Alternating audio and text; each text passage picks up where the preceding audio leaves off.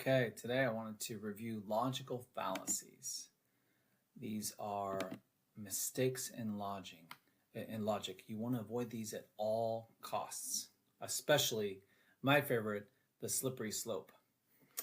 And I have DirecTV to thank for making it my favorite because they had these great ads that demonstrated slippery slopes for a while.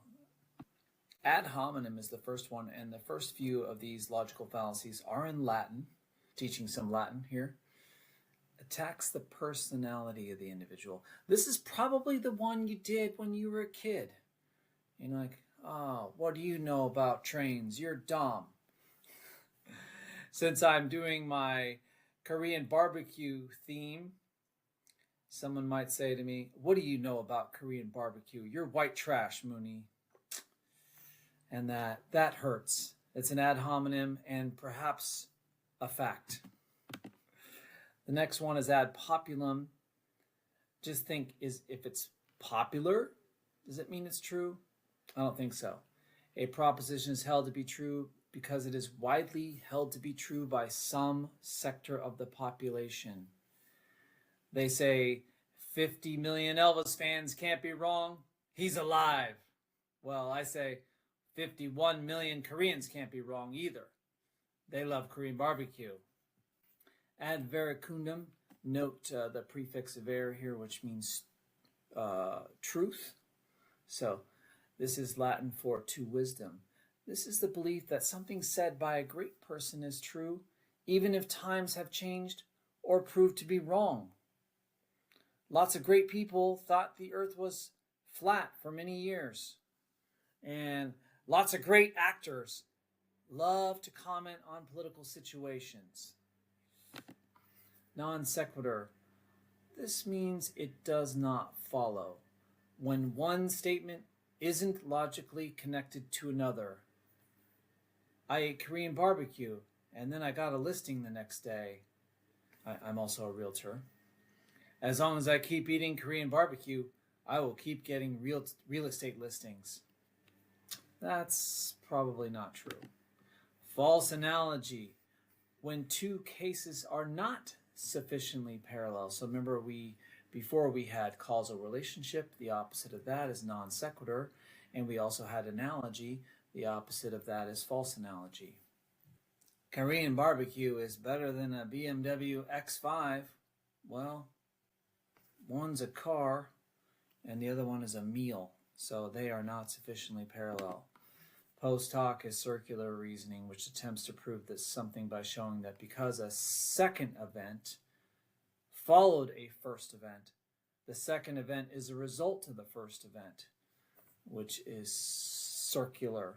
Whenever I have Korean barbecue for dinner, the Steelers, that's my favorite football team, win. If I keep going to Korean barbecue, they're going to the Super Bowl. Probably not. But I may gain a few extra pounds.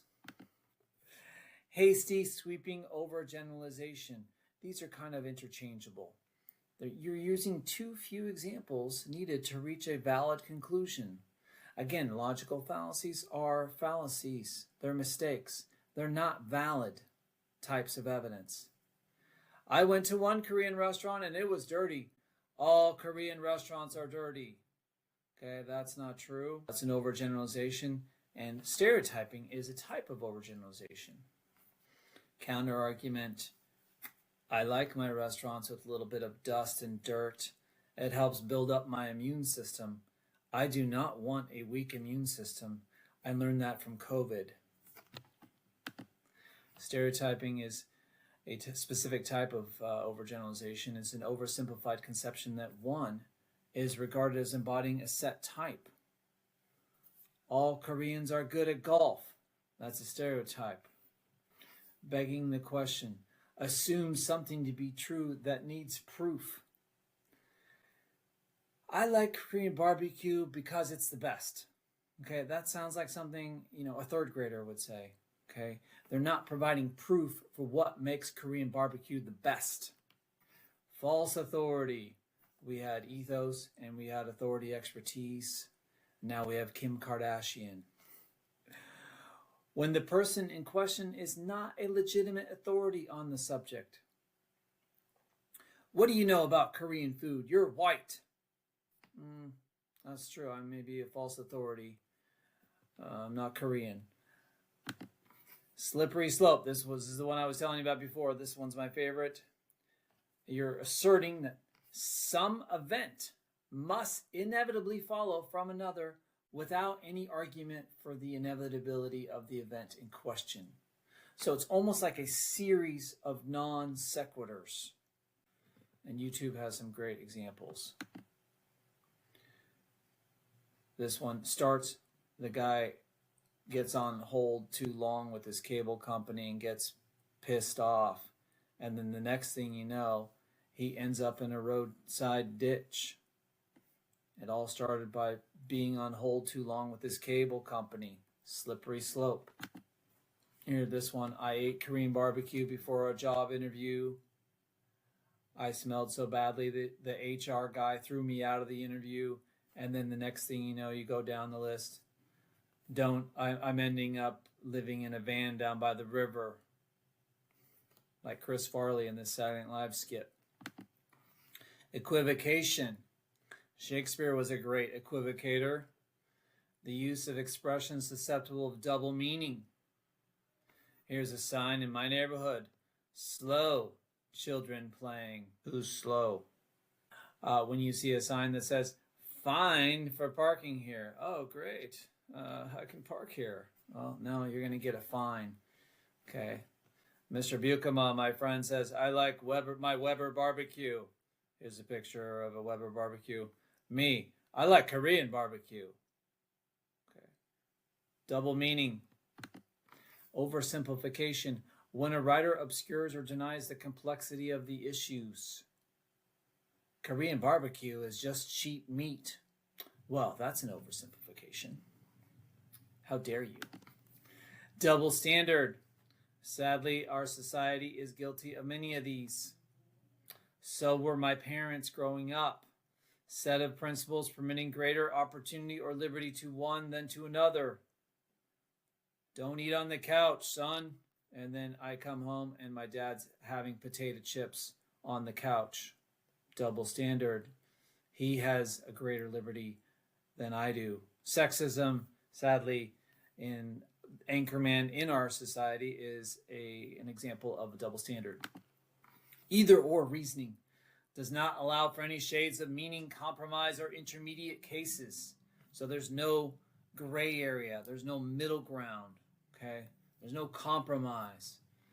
I must eat Korean barbecue after this presentation or I will starve to death. Well, maybe no. Maybe not. Maybe I'll just have a yogurt.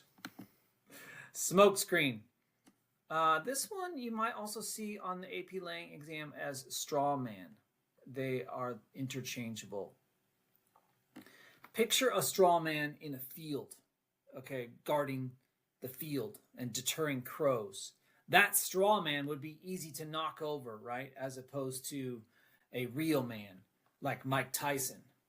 Is a method of argument in which an opponent creates a weakened, incomplete, and often distorted version of an argument, then destroys it. Arguing about the cleaning out their closets.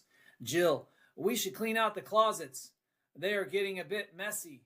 Bill, why, we just went through those closets last year. Do we have to clean them out every day? Well, she never said every day. Okay, so he's distorting her argument and then destroying that. And there's a good one here about drinking and driving on this YouTube link. Purple patch, I throw in here because it has appeared on the AP Lang exam, and I want you just to know what it is. It's basically red herring is another one that it has occasionally appeared, so you should know it. Just check it away in your brain.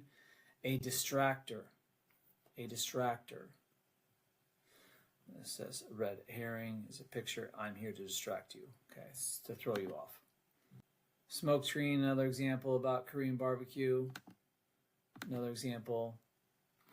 These are all on my Quizlet if you search by username MS Mooney. Okay, those are available to everyone in the world who has Quizlet. Good luck. I hope this is helpful.